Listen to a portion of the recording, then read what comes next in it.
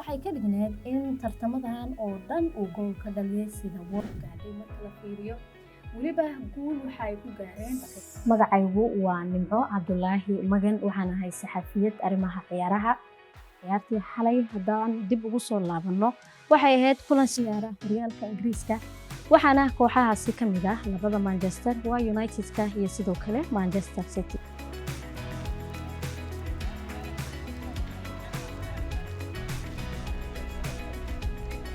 dhalinyarada waxaa lagu qiyaasaa 70% in ay dhalinyaro yihiin dadka Soomaaliyeed, sidaa darteedna waa dad runtii ciyaaraha aad ula socda.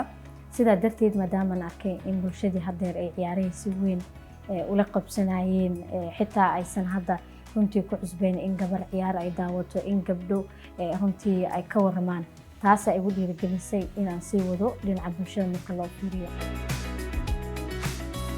qiyaastii 30 sano ka hor horyaalka Ingiriiska ma aanu ahayn horyaalka ugu shacbiyada badan caalamka, maadaama hadda qiimeynta uu kaga jiro nambarka koowaad. waxyaabaha ugu badan ee la dhaho kor way u qaadeen waxaa ka mid ah saxafiyiintooda ama saxafiyiinta ku howlgala gudaha Ingiriiska.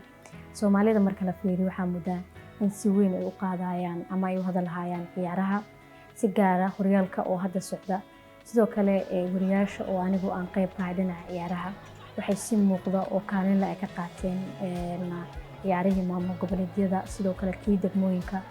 waxayna taa ka dhigan tahay in horyaalka Soomaalida uu kobac badan sameynayay sanadihii ugu dambeeyay, haddii xitaa loo fiiriyo quality-ga ama tayada ciyaartoyda oo aan moodo in ay sare u kacisay. taasna waxaa qayb ka ah warbaahinta.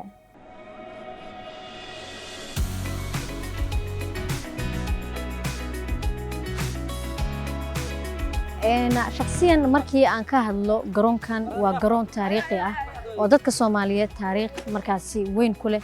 si gaarana aniga sharaf ay tahay in garoonkan aan ciyaar runtii ka daawado ama aan ka tabiyo. way dhacday ciyaar runtii horseed iyo sidoo kale Geeska Afrika ay ciyaarayeen, ciyaaro kalena way jireen. marka aan howlo u imaanayo runtii farxad gaar ah ayay ii tahay.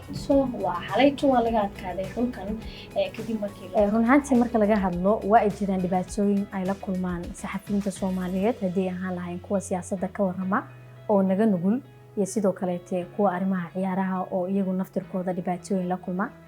tan amniga waa laga wada sameeyahay, laakiin in gabadha ciyaaraha ay ka shaqeyso. Soomaalidu waa dad run ahaantii maasha Allah aaminsan diinta Islaamka, sidoo kale aad ugu adag dhaqanka Soomaalida. sidaa darteed mararka qaar waxaa mudaa inay ka hor imaanayaan oo aysan aaminsaneyn in gabadhii markaasi ay tagin karto ciyaaraha kubadda cagta ama ciyaaraha noocyadiisa kala gedisan. taasoo kaleete challenge ama caqabad weyn ayay run ahaantii nagu tahay, laakiin waxaa aad noo dhiirigelinaya haddana bulshada Soomaaliyeed, gaar ahaan dhalinyarada oo aad u xiiseeya arrimaha ciyaaraha. runtii waxaa jira gabdho aan dhihin cadadkoodii badan yihiin, laakiin inay jiraan aan xusaayo oo jecel heerka maanta aan taaganahay runtii, ama inay soo galaan warbaahinta gaar ahaan dhinaca ciyaaraha ay ka hadlaan. gabdhahaas waxaan kula talin lahaa in runtii ay kusoo dhawaadaan gacmo furan. intaas kadib gabdhaha hadda ku guda jiro iyagana waxaan u sheegayaa iyo nafteedaba in runtii nafteena aan ogeysiino inay qaban karaan ama aynu qaban karno shaqooyinka rag oo kale, si gaarana arrimaha waxbarashada ay diiradda u saaraan. badanaa maamulada warbaahinta Soomaalida waa wiilal. sababaha ugu badan ee gabdhaha runtii u diidan waxaa ka mid ah dhinaca waxbarashada, inay wax bartaan, sidoo kale dhinaca skills-kana ay iska dhisaan.